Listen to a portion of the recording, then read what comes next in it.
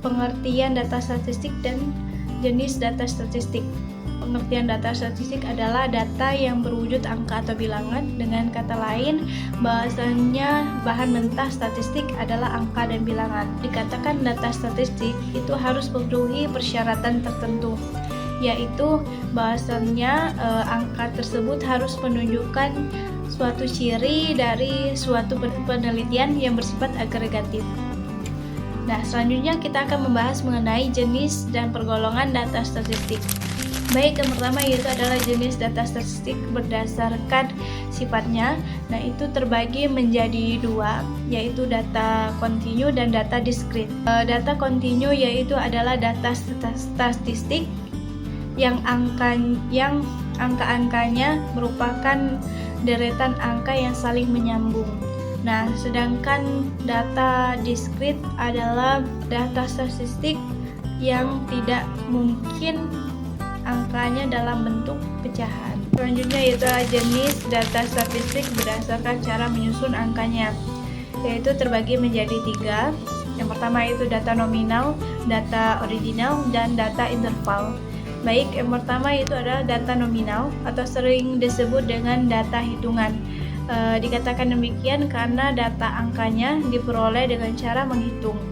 Nah, selanjutnya itu ada data ordinal, yaitu data statistik yang cara menyusunnya didasarkan atas kedudukan atau ranking. Baik, selanjutnya itu adalah jenis data statistik berdasarkan bentuknya, ya. Itu terbagi menjadi dua macam. Yang pertama yaitu data tunggal dan data kelompok. Jadi data tunggal ialah data statistik yang tiap angka-angkanya tidak dikelompokkan. Sedangkan data kelompok yaitu adalah data statistik yang tiap-tiap unitnya terdiri dari sekelompok angka.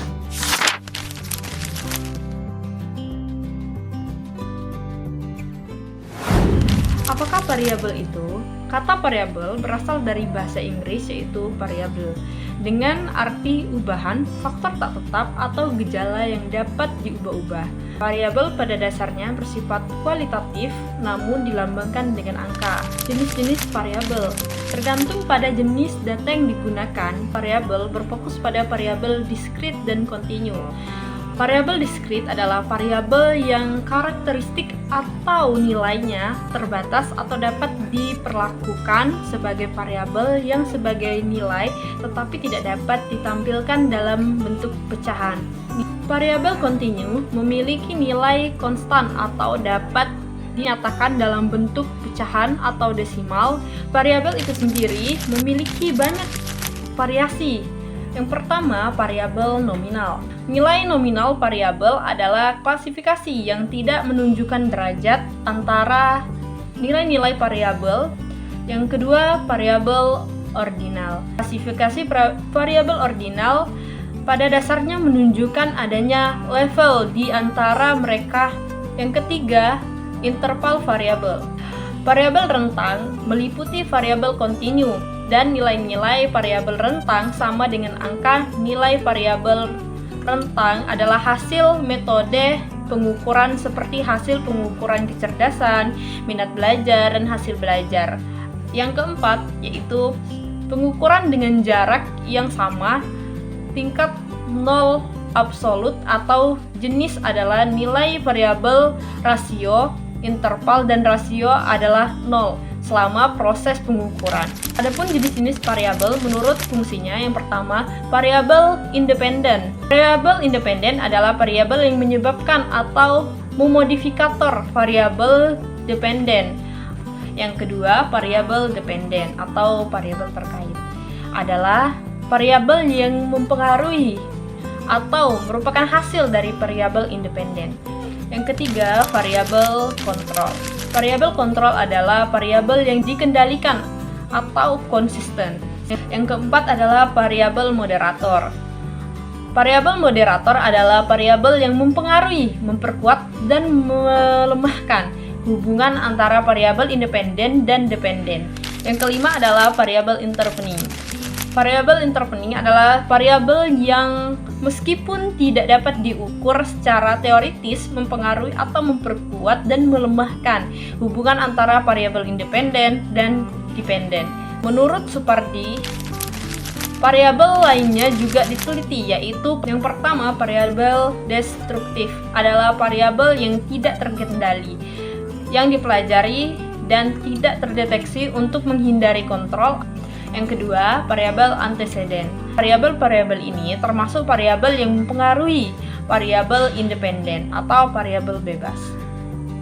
Yang ketiga, variabel covariance merupakan variabel bebas yang keberadaannya terkontrol dan terkontrol secara statistik sehingga tidak mengganggu hasil penelitian.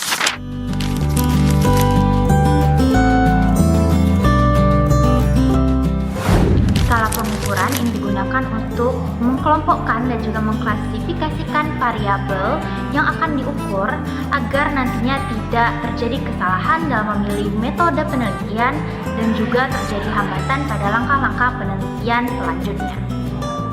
Nah, menurut Ramley, skala pengukuran merupakan konvensi pengukuran panjang atau pendeknya interval dalam alat ukur yang digunakan untuk mengolah suatu data, baik sebagai referensi ataupun sebagai indikator untuk memperoleh informasi.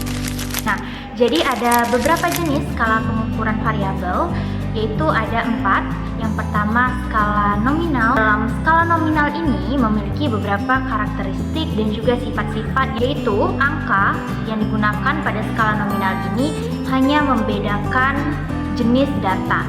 Nah, pembedaan ini tidak didasarkan dari derajat, tingkatan, ataupun urutan dari data tersebut. Misalnya, jika kita ingin mengumpulkan suatu data, ada yang laki-laki dan juga ada yang perempuan. Dengan skala nominal, kita mencirikan orang-orang yang memiliki gender laki-laki dan disimbolkan dengan angka 0, kemudian untuk gender perempuan dicirikan dengan angka 1. Maka maksud angka 0 dan angka 1 ini tidak menunjukkan urutan. Angka 1 dan angka 0 hanya untuk membedakan jenis gender mereka. Begitupun dalam data-data yang ada di samping ini. Bisa dilihat bahwa angka ataupun urutan angka tersebut tidak berpengaruh terhadap tingkatan pekerjaannya. Dan dalam hal ini, skala nominal juga tidak dapat dilakukan operasi matematika seperti pengurangan, penjumlahan, perkalian, ataupun pembagian. Kemudian untuk jenis skala pengukuran yang kedua itu adalah skala ordinal. Dan juga pada ciri dari skala ordinal ini, selain ia memang membedakan, pembedaan terhadap data-data tersebut bisa dilakukan menurut urutan ataupun peringkat dari data-data tersebut. Skala ordinal juga tidak bisa dilakukan operasi perhitungan ataupun operasi aritmatika seperti pengurangan, penjumlahan, pembagian, dan juga perkalian.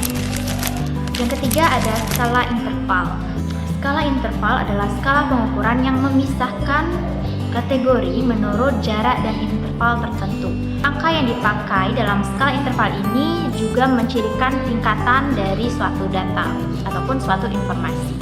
Kemudian dapat dilakukan operasi perhitungan seperti penjumlahan, pengurangan, kecuali pada kelipatan.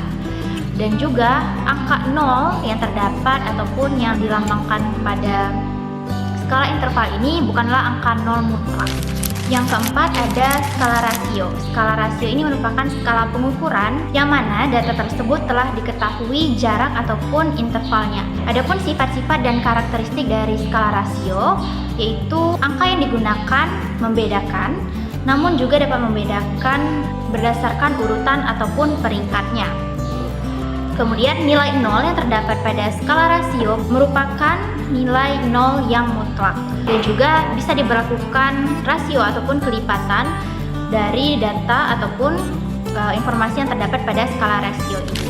Untuk membedakan dari 4 jenis skala tersebut bisa dilihat dari tabel berikut ini.